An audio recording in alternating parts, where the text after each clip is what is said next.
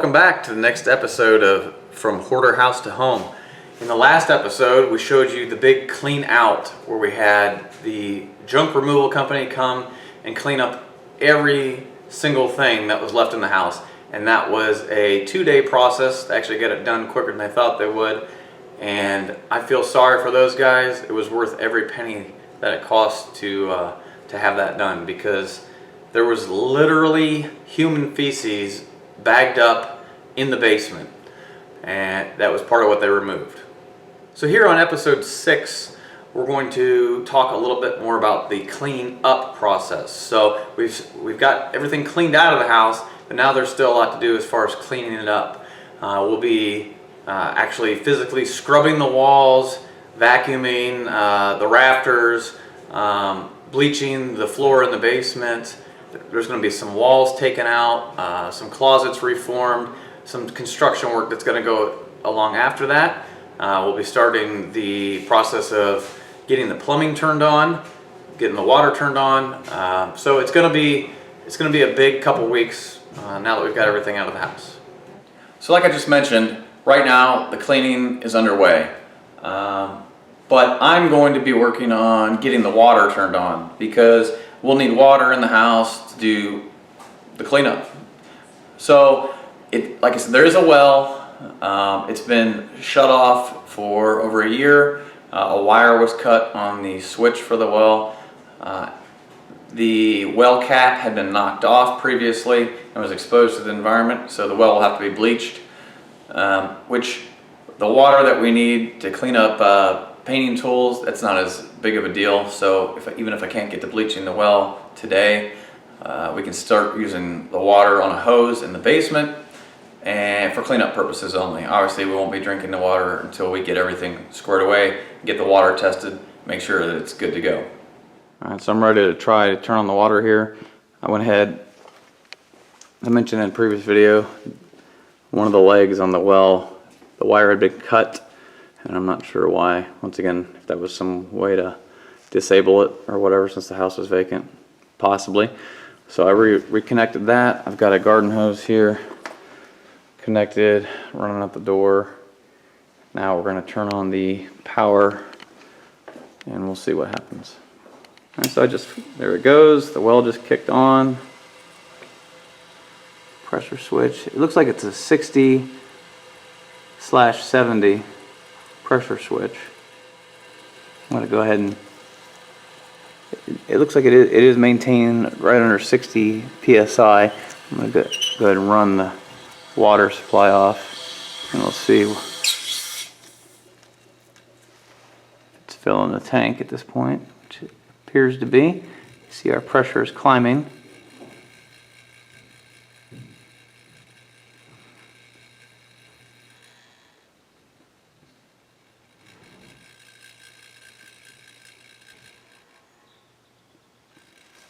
And doesn't seem to be shutting off.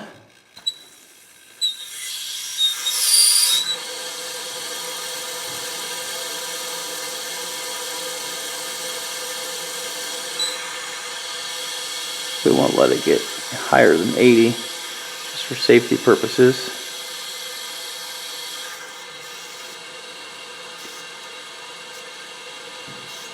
So it looks like the pressure switch is bad, because it's dropping at about 60 psi, it's kicking on, and then it's been up to about 90 without shutting off. So there's usually no more than like a 10 differential. So I'll be buying a new pressure switch before we go any further.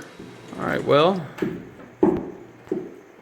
it required a new pressure switch, so just got that installed. The cover's off, and I went ahead and put a new it's called boiler drain, just a hose bib on here.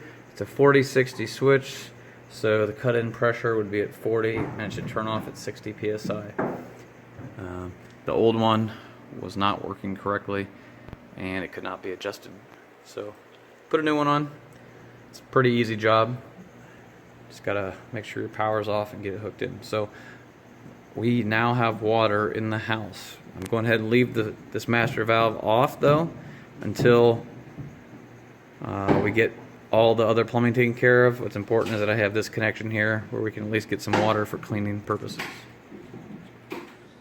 So I'm up on the roof, gonna fix a leak. There's a leak in the ceiling, and it's just because this one vent pipe for the furnace, as you can see, where it meets the gasket is really loose, and that's allowing water to get around it and leak down into the ceiling, versus when it's intact, you shouldn't see that. So for now I'm just going to use some silicone to seal that up to stop the water, because these pipes are going to be removed shortly when the new furnace is installed. We won't need it anymore. So we'll be shingling over this and removing the flanges. While I'm up here on the roof, it's a good time to get a shot of the view of the property, which after all is what makes this so desirable and worth the work.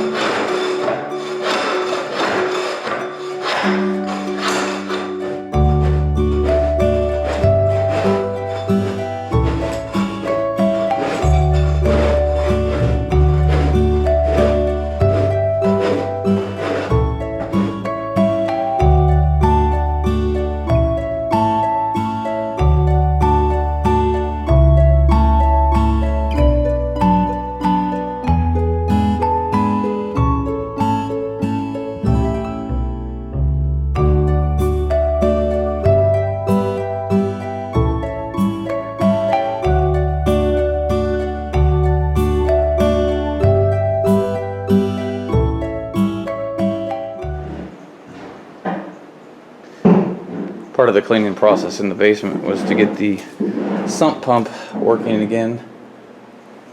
It was disconnected, and the pipe here that carries the water out of the sump pump and up and out of the side of the house was broken in like 5 different places.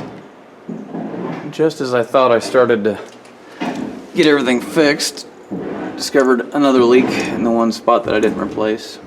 So I have to cut this out now and replace it, but the sump pump does work, and plan will be to use a bleach and water solution down here and then squeegee it all to the sump pump to pump it out of the basement.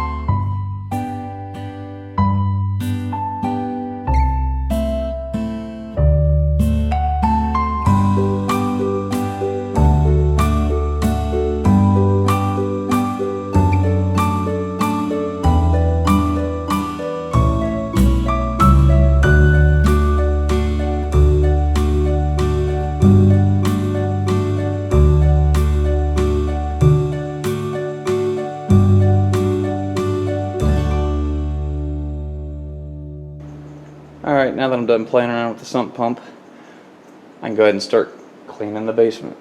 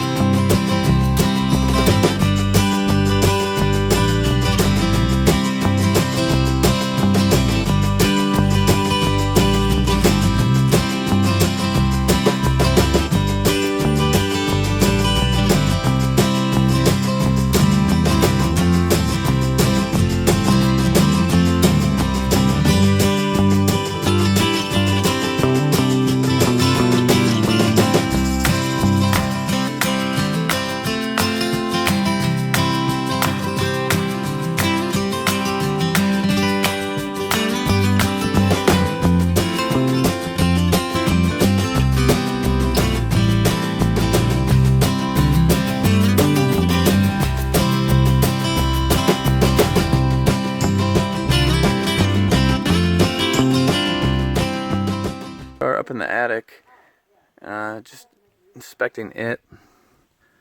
Everything looks good. It's got blown in insulation. There's no signs of mold anywhere. You've got your vents. We did have an issue with a little bit of a water leak coming from this vent pipe on the roof here. So I was trying to look at that and see if that's where water was coming in. And I found what looks to be either just a snake skin or a dead, shriveled up snake right over there. You can see it right in front of the black pipe. So I'm kind of creeped out even being up here now. But everything looks good in the attic. So over the last couple days, we got a lot of work done. Got a leak sealed up on the roof. Had a HVAC contractor come out to get the first estimate for a new heating and cooling system, and we're considering using a geothermal system. We also got a lot of the cleaning done, the initial cleaning.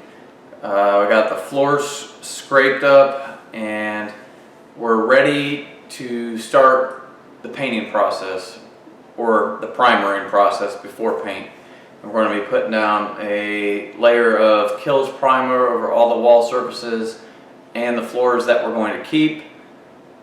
The floors that we're going to rip out, we're just going to rip them out. In our next video, we'll be starting the process of removing drywall, adding new drywall where it's necessary, making some modifications to the structure, and getting started on the primering paint. Look forward to seeing you next time on Hoarder House to Home. Thanks.